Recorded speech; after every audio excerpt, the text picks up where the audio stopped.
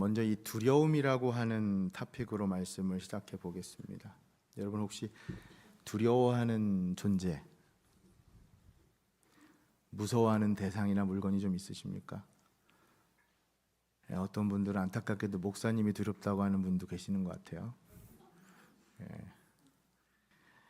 이동원 목사님 설교집을 보다 보니까 사람이 갖는 공포증, 공포에 관한 그 증상이 있지 않습니까? 사전에만 무려 1000여 개를 초과한다고 합니다. 그래서 거기에 그렇게 적혀 있더라고요. 한어의학 사전을 참고해서 실제로 공포증 목록을 하나하나 제시를 하는데, 예를 들면 한번 들어보세요. 가부터 시작해서 가나다라, 가로 시작하는 공포증 목록에 이런 게 있어요. 가난 공포증, 가만히 있음 공포증, 별게 다 있죠. 감금 공포증, 개구리 공포증, 거미 공포증, 거울 공포증. 거울 공포증 우리 별게 다 있죠. 그리고 우리 청년분들에게 제가 아까 2부에 때 얘기했는데 결혼 공포증도 있어요. 우리 어르신들 혹시 뭐 공감하실지 모르겠습니다. 그런가 하면 고소 공포증, 고독 공포증, 고양이 공포증, 정말 셀 수가 없습니다. 제가 아직 가도 다 안 끝났잖아요. 그죠? 여러분, 이렇듯 우린 살면서 대상이 어떤 것이든 무서워하고 두려워하는 게 있을 수 있습니다.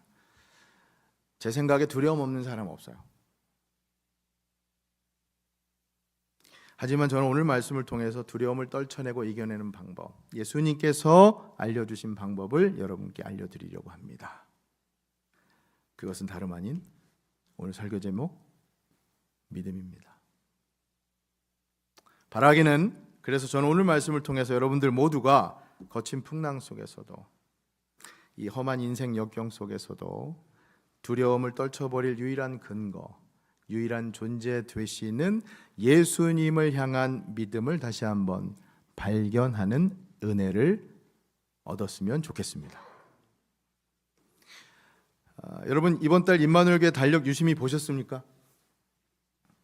2월달, 아직 1월달 달력 그대로 계신 분 댁에 가셔서 얼른 한번 넘겨보세요. 2월달 그 달력에 딱 보시면, 이미 보신 분들, 거기 키워드, 주제어가 뭐죠? 믿음입니다. 한번 댁에 가셔서 확인해 보세요. 달력에 보면 이 블레이즈 파스칼이라고 하는 분의 글을 거기다 인용을 했어요. 이런 말을 했어요. 믿음은 증명과 다릅니다. 증명은 인간적인 것이고 믿음은 하나님이 주시는 선물입니다. 다시 말하면 믿음은 증명이라는 인간의 울타리를 넘어서는 하나님의 은혜입니다. 우리는 그분을 논리로 이해할 수 없으며 오직 선물로 주어진 믿음을 통해야만 만날 수 있습니다. 이렇게 되어 있습니다. 그렇습니다. 믿음은 하나님의 은혜입니다. 믿습니까? 네. 저는 오늘 그 은혜를 여러분 모두가 오늘 말씀을 통해서 다시 한번 확실히 깨닫고 얻고 그리고 누리면 좋겠습니다. 자, Following Jesus, 예수님 따라가기, 오늘은 세 번째 시간입니다. 기억하실 겁니다. 첫 번째 시간에는 예수님과 니고데모와의 대화를 통해서 거듭남에 관한 주제를 다뤘고요. 두 번째 시간에는 예수님과 사마리아 여인과의 대화를 통해서 지난주 예배에 관한 주제를 다뤘고요. 그리고 오늘 이제 세 번째, 바로 믿음에 관한 주제를 묵상해 보려고 합니다. 자, 본문 15절부터 시작을 해보죠. 15절 같이 읽어보겠습니다. 시작. 그러므로 예수께서 그들이 와서 자기를 억지로 붙들어 임금으로 삼으려는 줄 아시고 다시 혼자 산으로 떠나가시니라. 아멘. 오늘 말씀은 이 구약의 홍해 사건의 재판, 재현이라고 불리는 그런 해석되는 말씀입니다. 오병이어의 기적이 만나와 메추라기 사건을 떠올리게 한다면 이 풍랑 속을 이겨내는 모습은 마치 홍해 사건을 떠올리게 하죠. 이런 사건들은 신약에 이제 예수님과 함께하는 새로운 새 시작의 출애굽이다, 그걸 상징하는 말씀이라는 거죠. 그래서 여러분 지금 상황이 어떤 상황이냐면 저 15절, 그 앞부분을 보면 요한복음 6장에 그 유명한 오병이어의 기적이 실려 있습니다. 그러니까 오병이어의 기적을 맛보고는 사람들이 어떻게 했냐면 무리들이 예수님을 지금 쫓아다닌 거예요. 기적을 더 베풀어 달라. 먹을 거 달라. 예수님 피하시죠. 왜요? 그들이 생각했던 왕은 이 정치적인 메시아, 세상적인 임금으로만 생각했는데 예수님은 그런 왕으로 오신 게 아니기 때문에 그들을 피하십니다. 만약에 우리 같으면, 저 같으면 어땠을까? 제가 이 말씀 묵상하면서 찬찬히 생각을 해보니까 저는 예수님의 행동이 사뭇 낯설더라고요. 왜냐하면 보세요. 우리 인간적인 시각으로 보면 오병이어의 기적이 일어났단 말이에요. 지금 생각해 보시라고요. 그 시간을 다 모든 사람이 배불리 먹고 흥에 겨워서 기분 좋은 그 순간 아닙니까? 그러니까 예수님 그들을 보면서 어떤 마음이 드셨겠어요? 안 좋은 마음 들었겠어요? 아니잖아요. 와, 너희들 참 이걸 좋아하는구나. 그래, 나도 좋다. 순수하게요. 그러면 우리도 왜 그렇잖아요? 누군가에게 선행을 베풀 때, 내가 가진 거 남에게 나눠줄 때, 우리 켄싱턴 가서 봉사하고 구제하고 뭐 할 때 우리 안에 어떤 마음을 주십니까? 이 뿌듯하고 기쁘고, 그렇죠? 감사하는 마음 생기잖아요. 그런데 그러다 보면 어떤 마음까지도 이 삐뚤어지게가 아니야.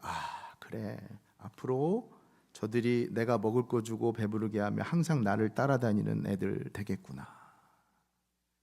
그런 생각을 할 법도 한단 말이에요. 그죠? 예수님 어떻게 하셨습니까? 그런데 지금 그들을 피하십니다. 왜 그러셨습니까? 여러분 잘 들으십시오. 왜냐하면 예수님은 팬이 아니라 제자를 원하시기 때문입니다. 예수님은 팬이 아니라 제자를 원하시기 때문입니다. 믿습니까?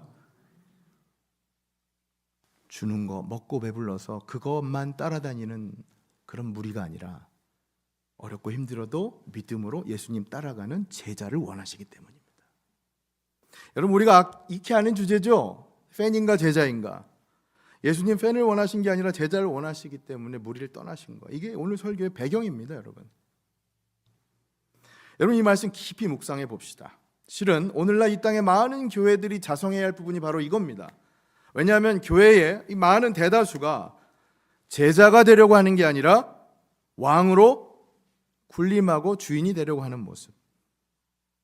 저를 포함한 목사를 위시해서 교회의 지도자들, 평신도 우리 성도님들은 아니라고 하실 수는 없어요. 심지어 성도님들까지도 냉정하게 얘기해서 교회 안에서 나 잘됨 드러내고 내가 행함을 뽐내고 더 나아가 내가 왕이 되고 주인 되려는 모습, 그런 모습은 많지만 내가 진짜 예수님을 따르는 예수님의 제자가 되고 싶다는 사람, 그렇게 말하는 사람은 고사하고 예수님의 제자임을 손과 발로 보여주는 사람이 더 드물기 때문입니다.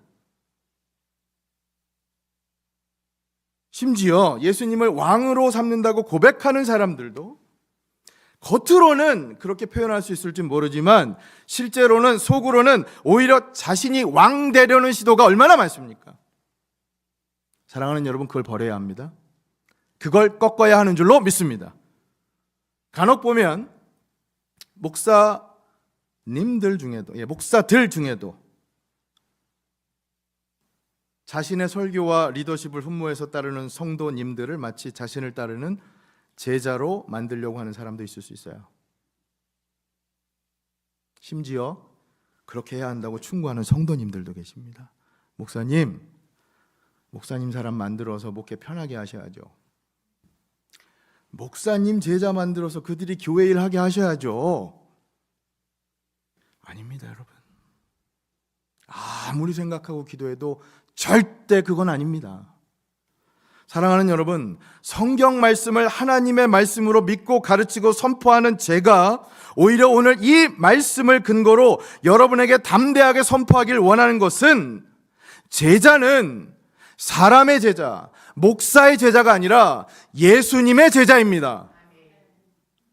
믿습니까? 아멘.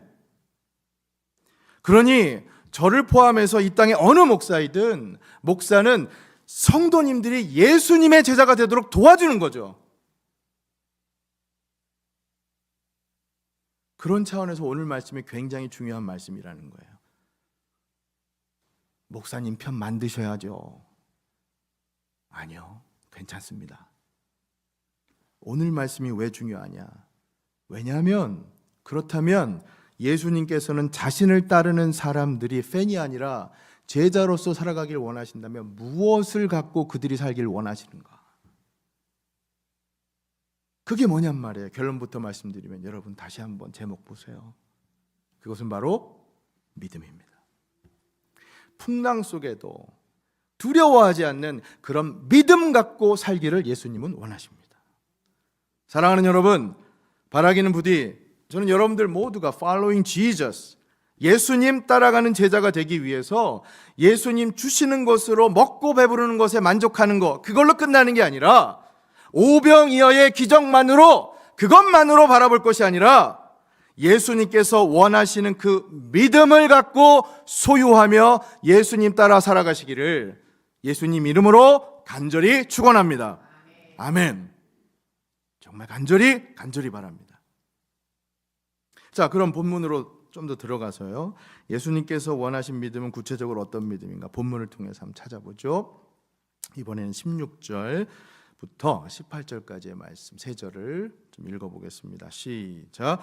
저물매 제자들이 바다에 내려가서 배를 타고 바다를 건너 가버나움으로 가는데 이미 어두웠고 예수는 아직 그들에게 오시지 아니하셨더니 큰 바람이 불어 파도가 일어나더라. 아멘. 자, 제자들에게 요청되는 믿음 첫 번째, 풍랑이 있음을 인정하는 믿음. 그러나 풍랑 속에서도 여전히 흔들리지 않는 믿음입니다. 첫 번째 믿음. 한번 자막을 보여주시죠. 풍랑 속에서도 여전히 흔들리지 않는 믿음이에요. 한번 따라해 주시겠어요? 풍랑 속에서도 여전히 흔들리지 않는 믿음. 그렇습니다, 여러분.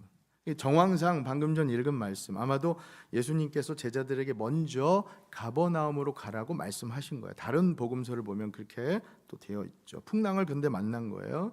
그 다른 복음서를 보면 여기 밤 4경까지, 그러니까 새벽 3시까지 열심히 힘겹게 돌을 저었지만 풍랑을 벗어날 수가 없었습니다. 거의 밤을 좀 꼴딱 세운 거 아닙니까? 3시면. 그런데도 풍랑과 싸운 거죠. 그러니 여러분 이 상황 한번 찬찬히 묵상해 보시면 예수님 좀 명령하셔서 제자들이 바다를 건너가기 시작한 거 아닙니까? 예수님 말씀에 순종해서 바다를 건너는데 여러분 이게 웬일입니까? 말씀에 순종해서 가는데 풍랑이 불어 닥쳐오잖아요. 이거 도대체 어떻게 해석을 해야 되죠? 우리는 많이 설교하고 서로 얘기하잖아요. 말씀에 순종하며 살아야 한다. 순종하면 모든 게 잘 되고 편하게 될 걸 기대하는데 순종해서 가는 이 제자들의 모습에 지금 풍랑이 불어 닥쳐옵니다. 우리는 보통 예수 믿고 예수 따르면 아무런 걱정 근심 없이 다 해결되고 평안할 것이라고 하는 기대를 갖고 살죠. 막연한 기대입니다. 그렇잖아요, 여러분. 근데 예수님께서 내 인생의 지금 폭풍 다 가라앉혀 주실 것이라고는 기대로 갈고 살잖아요. 실직도 안 되고 그런 일은 없을 거고, 예수님 믿고 따르면 질병도 안 걸릴 거고, 예수님 믿고 따르면. 이 장면은 다른 모습이잖아요. 말씀을 쫓아 순종했는데 오히려 잔잔했던 바다에 뭐가 일어납니까 지금? 여러분 이걸 기억하십시오. 예수님 믿고 따른다고 해도 우리 인생에는 거센 풍랑이 닥칠 수 있습니다. 쉽게 말하면 예수님 믿고 따르면 우린 사업도 다 본척만 할 것 같고, 우리 부모님들, 자녀들이 과외도 안 받고 학원 안 가도 좋은 대학 척척 다 갈 수 있을 것 같고, 예수님 믿고 따르면 나라와 국가를 이끌어갈 민족의 지도자가 또 될 것 같고, 예수님 믿고 따르면 난 병도 걸리지 않을 것 같고, 그렇게 살 수 있을 거라고 기대하지만 여러분 그렇습니까? 우린 잘 알잖아요. 그건 비현실적이고 불가능한 일입니다. 오히려 예수님을 믿고 따라도 힘들 수 있습니다. 어려울 수 있습니다. 그럼 어떻게 해야 합니까? 우리 예수 믿고 따르는 거 포기해야 합니까? 좌절하고 낭망해야 합니까? 두려워 떨며 살아야 합니까? 아니죠, 여러분. 여러분, 이게 중요한 포인트입니다. 사랑하는 여러분, 인생의 풍랑은 늘 닥쳐오지만 그럼에도 불구하고 그 풍랑을 예수님과 함께 예수님을 통해서 이길 수 있음 또한 믿으시길 바랍니다. 아멘. 그 믿음이에요. 여러분, 자, 이 대목에서 한번 숫자에 우리가 주목을 해볼까요? 숫자가 어떻게 변화되었는가? 여러분, 1부는 바로 답을 해주시더라고요. 2부는 조금 더뎠어요. 여러분 한번 제가 한번 볼게요. 오늘 본문 사건 앞에 오병이어의 기적이 일어났 사건이 기록되었다고 말씀드렸잖아요. 그러면 여러분, 오병이어의 기적 때 사람이 몇 명이었습니까? 장정만? 역시 3부는 기대했던 대로 장정만 5천 아닙니까? 그러면 부녀자, 그 아이들, 노인까지 합치면 만은 훌쩍 넘을 것이고 많게는 2만, 적어도요. 그렇죠? 그들이 그러니까 아까 말씀처럼 예수님을 계속 쫓아다닌 거예요. 그 많은 무리들이. 그런데 이후 말씀 보면 오늘 본문 이후에 6장 이 후반부로 가보면 66절, 67절 가보면 이들이 몇 명 남는지 아세요? 예수님께서 자신을 생명의 떡이라고 말씀하시면서 너희들이 먹고 배부르는 것에만 관심 갖지 말고 영생의 말씀 붙들고 살라, 그렇게 설교하고 나시니까 몇 명 남는지 아세요, 여러분? 66절, 67절 한번 봐주세요. 자, 66절. 그때부터 그의 제자 중에서 많은 사람이 떠나가고 다시 그와 함께 다니지 아니하더라. 다 가는 거예요. 몇 명 남았을까요? 67절. 자, 시작. 예수께서 12제자에게 이르시되 너희도 가라. 몇 명 남았어요? 수만 명이 딸랑 12 남았습니다. 제가 오늘 여러분에게 이렇게 똑같이 설교하잖아요. 예수님 믿고 따르는 거, 먹고 배부른 것만 여러분 목적으로 할 게 아니라 힘겨운 거, 풍랑이 있어도 흔들리지 않는 믿음 갖고 살라고 그렇게 설교하고 났는데 딸랑 12 남는다면 여러분, 숫자에 현혹되지 마세요. 그러니까 임마누엘 교회 수백 명, 수천 명, 숫자에 현혹되지 마세요. 진짜 제자는, 진짜 교회는 그걸 보는 게 아닙니다. 그럼 뭘 봐야 하겠습니까? 맞습니다. 믿음입니다. 믿음인 줄로 믿습니다. 아멘. 여러분, 구약의 창세기를 보면 거기도 큰 배가 하나 나오죠. 우리 이제 리딩 지저스 통독 스케줄에 따르면 이제 레이기 들어갈 텐데 그동안 창세기하고 출애굽기 읽으셨으니까 창세기 보면 구약에 아주 큰 배가 하나 나오잖아요. 방주, 노아의 방주. 여러분 잘 아시죠? 노아의 방주에는 뭐가 없죠? 이 방향 조절 장치와 속도 조절 장치가 없어요. 그럼 이게 무엇을 의미하는지 여러분 잘 아실 거예요. 창세기 6장 가서 찬찬히 읽어보세요. 눈 씻고 봐도 노아의 방주에는 속도 조절 장치와 방향 조절 장치가 없어요. 그게 어떤 의미냐? 여러분, 요즘 나오는 차, 신식 전기차 자동으로 다 운전하잖아요. 우리 부목사님 중에 한 분도 이제 그 전기차 있어서 이제 목사님은 내 차 아니라고, 우리 와이프 차라고, 사모님 차라고, 그렇게 저희들끼리 이제 가끔 식사를 가면 목사님 이 차 한번 태워주세요. 그러면서 가는데, 그러면 자동으로 주행하는 걸 저희가 보면, 여러분, 차가 가는데 만약에 왼쪽으로 틀어야 되는데 오른쪽으로 움직이고, 브레이크를 밟아야 되는데 속도를 내는 식으로 가게 된다면, 만약에 그런 생각이 든다면 우리가 그 차를 탈 수 있을까요? 못하죠. 그 차를 우리가 믿고 안 믿느냐 마찬가지로, 자, 이 노아의 방주에 방향 조절 장치와 속도 조절 장치가 없는 방주에 들어가서 노아는 그러니까 그 모든 것을 누구에게 맡기며 나아간 겁니까? 하나님께 맡기며 나아간 것이죠. 할렐루야. 마찬가지입니다. 예수님을 영접한 제자들의 이 배도, 아니 여러분과 저의 인생의 배도 누구에게 달려있다? 바로 우리 주님께 달려있는 줄로 믿으시기를 바랍니다. 풍랑 속에서 흔들리지 않는 그 믿음. 여러분, 저는 오늘 이 메시지가 여러분 가슴에 진하게 남았으면 좋겠어요. 여러분 심령 중심에 큰 울림이 있는 메시지가 되었으면 좋겠습니다. 여러분, 우리의 인생 이젠 예수님에 의해서 조정이 되는 겁니다. 속도든 방향이든 그게 믿는 사람의 인생 아니에요? 우리의 인생 예수님을 영접하기만 하면 금방 세상의 풍랑 속에서 벗어날 수 있다. 아니요, 그런 생각은 금물이잖아요. 오히려 믿는 자에게 풍랑은 여전하다. 그러니 기억하십시오. 풍랑을 겪어야만 하는 우리의 인생이라면 그것을 통해 지금 주님께서 우리에게 원하시는 것은 무엇이다? 다름 아니라 믿음입니다.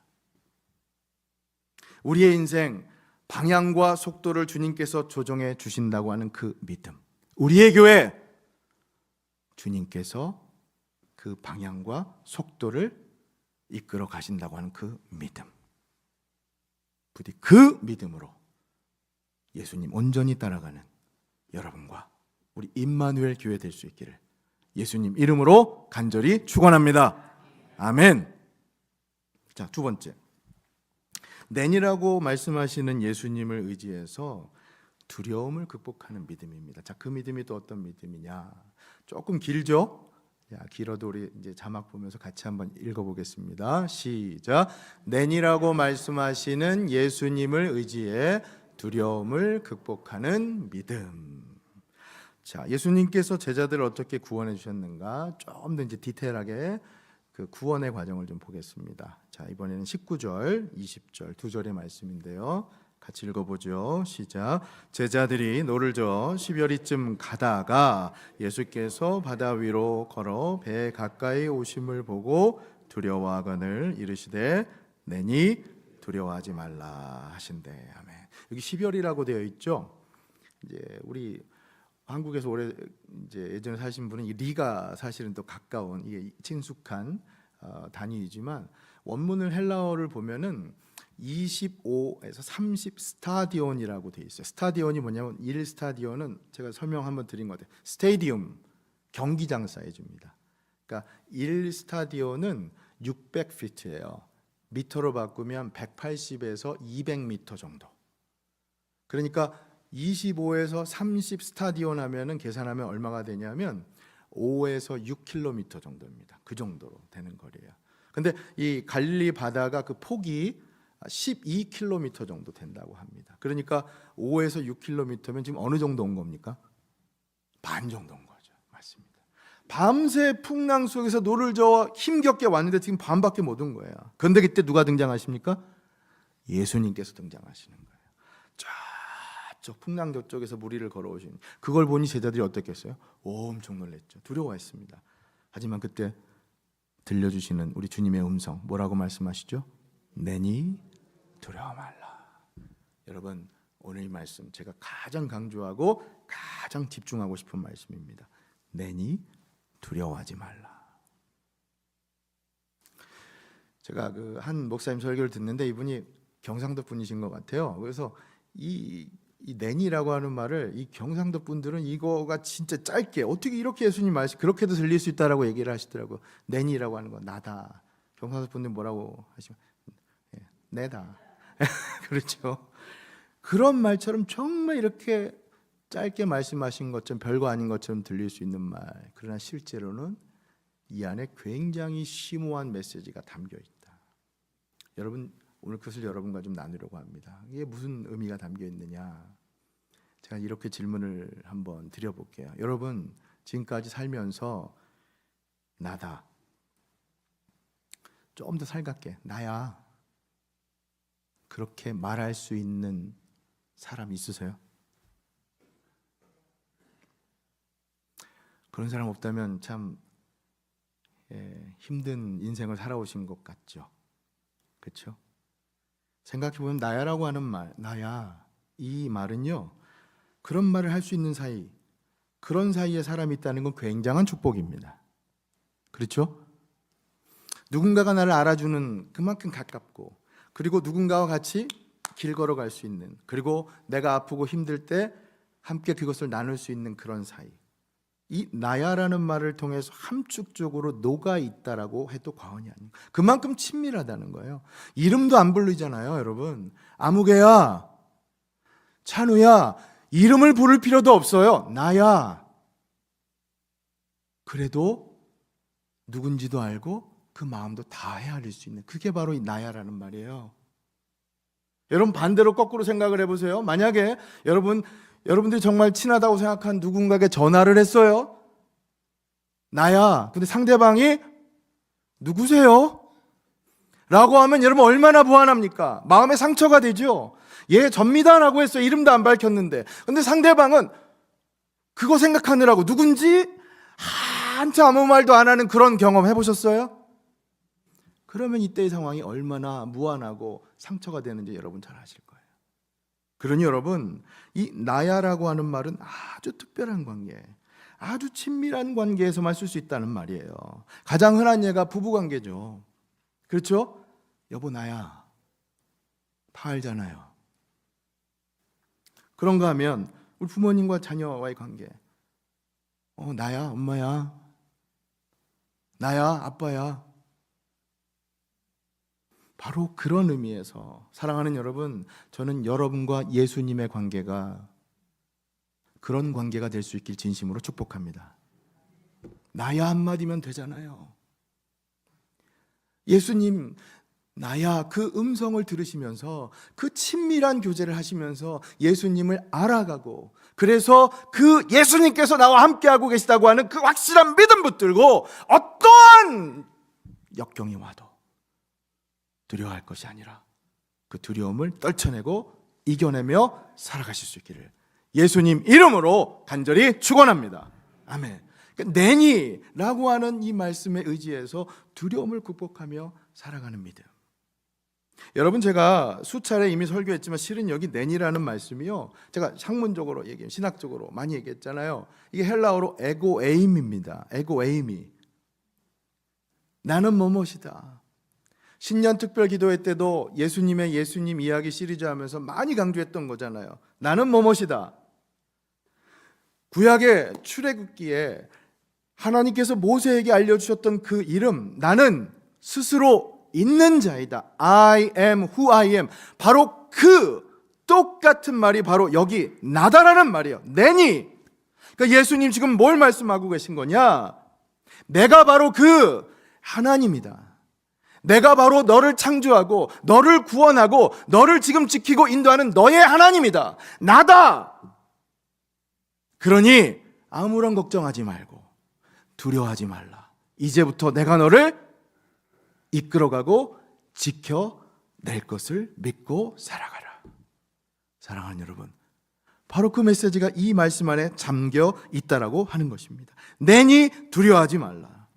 무리를 걸으시고 풍랑을 잠잠케 하시고, 그리고 그 예수님께서 온 우주 만물을 창조하시고 지금도 통치하고 다스리시는 전능하신 하나님, 그 예수님께서 이제 여러분의 인생 주인이 되셔서 여러분을 이끌어가 계심을 한시도 의심치 마시고 그분을 향한 믿음 갖고 살아가는 여러분과 제가 될 수 있기를 예수님의 이름으로 간절히 축원합니다.